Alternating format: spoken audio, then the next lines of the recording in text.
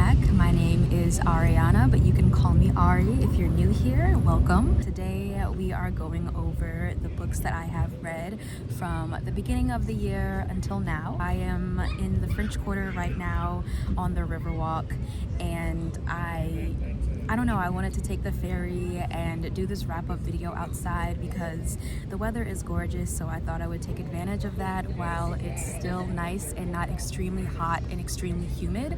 Also, you may notice that my camera is a little different, at least in the way that it is recording. I got a gimbal 7P, and that is, I don't know if that's actually the technical name for it, but I'll link it down below. It is a kind of a recording device that can actually track your movement. So no matter where I'm standing, no matter where I'm sitting, if I get it to focus on my face, it will follow only my face, or if I want it to focus on my feet, it'll follow only my feet. So I'm excited to play around with different shots. Yeah, that's some exciting changes. And I've also ordered a new microphone that is going to be coming in the next couple days, and I'm very excited to also add that and just beef up the quality of my videos, and I hope that you enjoy that and appreciate that because I'm very excited about it. So yeah, it has been a kind of a rough reading start to the year. I wouldn't even say rough, I just have been taking it very slow, and I'm totally okay with that. My goal is to read 40 books this year, and whether or not that happens is totally fine, but I'm just really wanting to prioritize quality over quantity. So yes, let's get into this video for real this time. So the first book we're talking about is Where Sleeping Girls Lie. This is a YA mystery novel, and we follow Sade as she is accepted into Alfred Nobel Academy. And if you are a fan of dark academia, I think you will really enjoy this. So Sade is experiencing a lot of grief. She has lost her mother and has tragically lost her sister. And the relationship with her father is quite strained. It's pretty difficult. They just have a hard time kind of talking to each other after the loss they've experienced. On her first day at Alfred Nobel Academy, she is roomed with this girl named Elizabeth. And Elizabeth is very mysterious, very strange, and a bit distracted as she guides Sade through a tour of the academy. They kind of hit it off okay. Not even 2 days later, Elizabeth disappears. And of course, all eyes are on Sade and trying to figure out how, you know, she just turned up here and then Elizabeth is missing. That seems very suspicious. The school attempts to do an investigation of Elizabeth's disappearance, but they are not actually doing a great job of that. They kind of sweep it under the rug. The school kind of forgets about Elizabeth, but Sade is still very troubled by what has happened. She is also receiving all kinds of like notes and signs, and like anonymous messages are popping up at her door, and things are getting really suspicious. And so her curiosity leads her to figure out what actually happened to Elizabeth. And upon doing the research and doing the investigating herself, she ends up becoming really close friends with She ends up becoming really close friends with Elizabeth's best friend, Baz. And Baz and Sade pretty much team together to try to find out what really happened to Elizabeth. And in their process of figuring this out, they uncover a lot of dark, hidden secrets about Alfred Nobel Academy.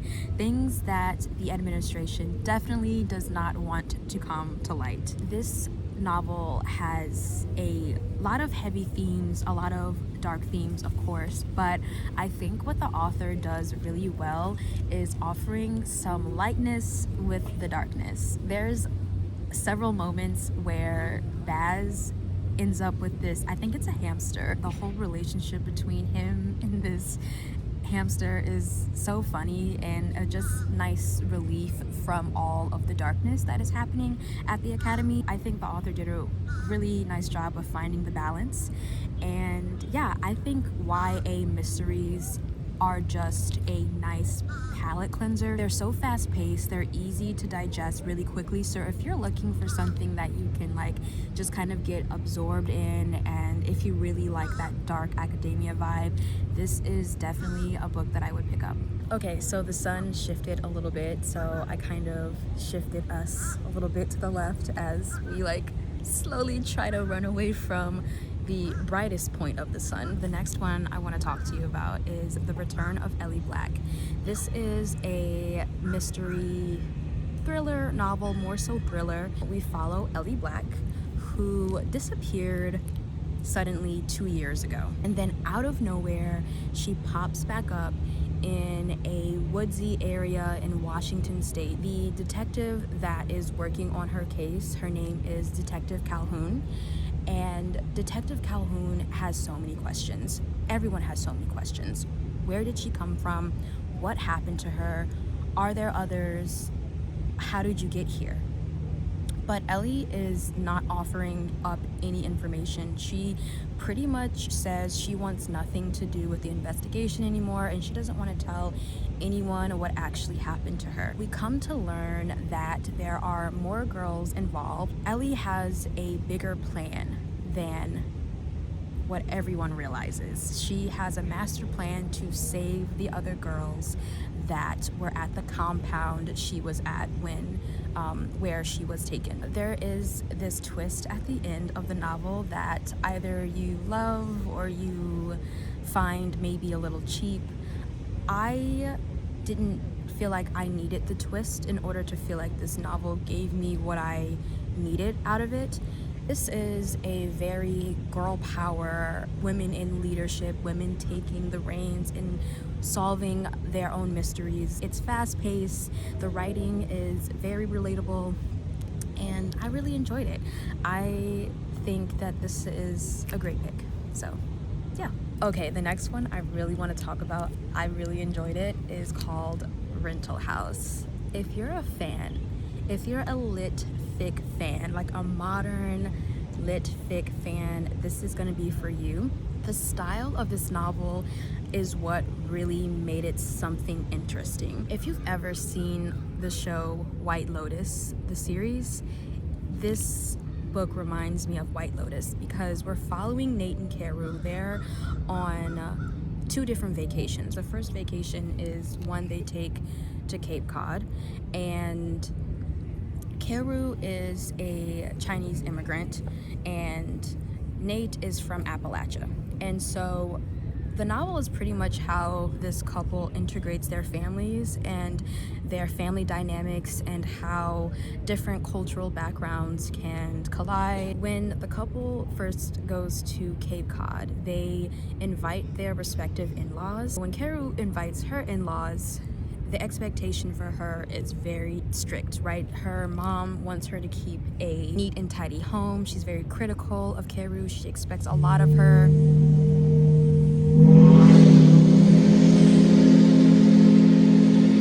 Oh yeah, the boat's here, baby. Carew's mother expects a lot of her, and there's just a lot of pressure, especially being a Chinese immigrant, and that weight of like the need to assimilate, the need to blend in, the need to not feel like other.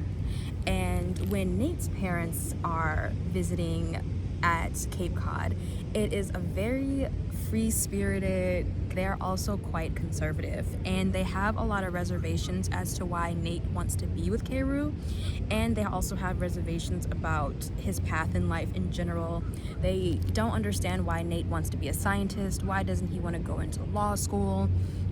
You know, they have their own reservations about science. There are moments where there is great tension between the in-laws and Keru and Nate and her in-laws, and so we get to see their relationship dynamic and how they navigate that. And then the second vacation is just with Nate and Keru, and they end up meeting another couple. I think it's in Catskills, am I saying that right? Catskills Mountains. I'm gonna have to move this again. The sun is like punching me in the forehead right now.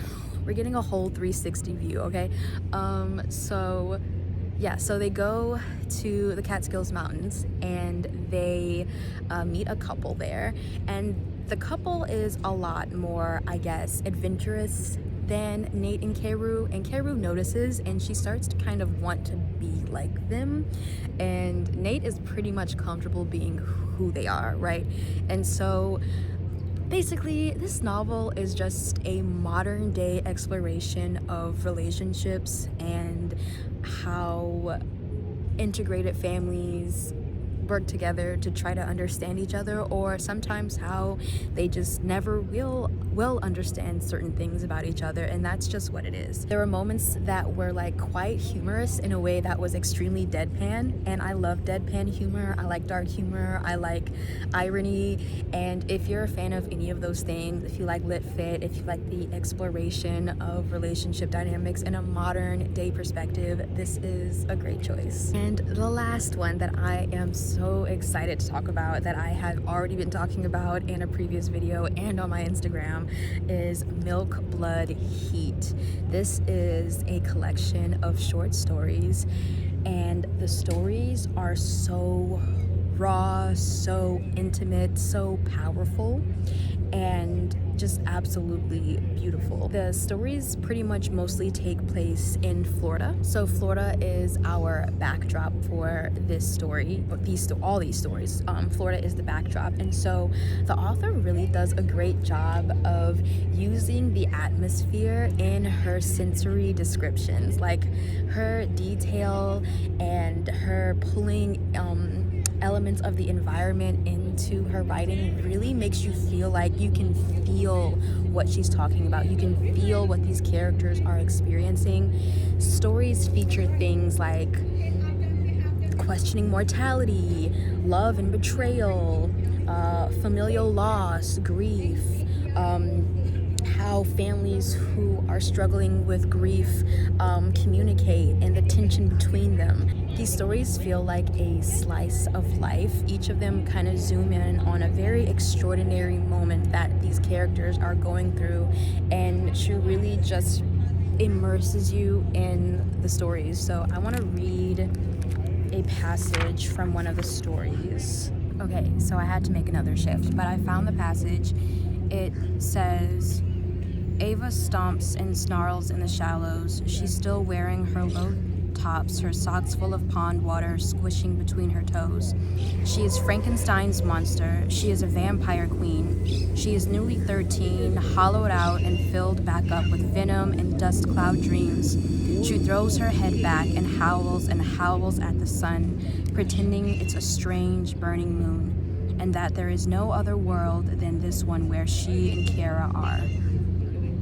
And that's just one passage. I think that really encapsulates what I'm saying when she, like the squishing between your toes, and Frankenstein's monster, vampire queen, newly 13, like poetry. Her description is just so vivid and raw. So if you're looking for a collection of stories that will make you feel something, Milk, Blood, Heat is definitely the collection for you. Yeah, that's all of the books I've read so far. I'm still working through Shuggy Bane. I am going to finish Shuggy Bane by the end of this weekend. It is currently Saturday, and my goal is to finish this book by Monday so that I can talk to you about it, because I have a slightly different opinion about it now that I am almost finished with it than I did before or earlier on in the novel when I think I was 100 pages in when I talked to y'all about it. I think I am going to end the video here. Thank y'all so much for watching, and please give this video a thumbs up. Not only does it make my heart super duper duper happy, it also tells the algorithm that I'm doing something right, and it will recommend my videos to more like-minded people like yourself. So thank you so much for watching, and I'll see you in the next one. Bye.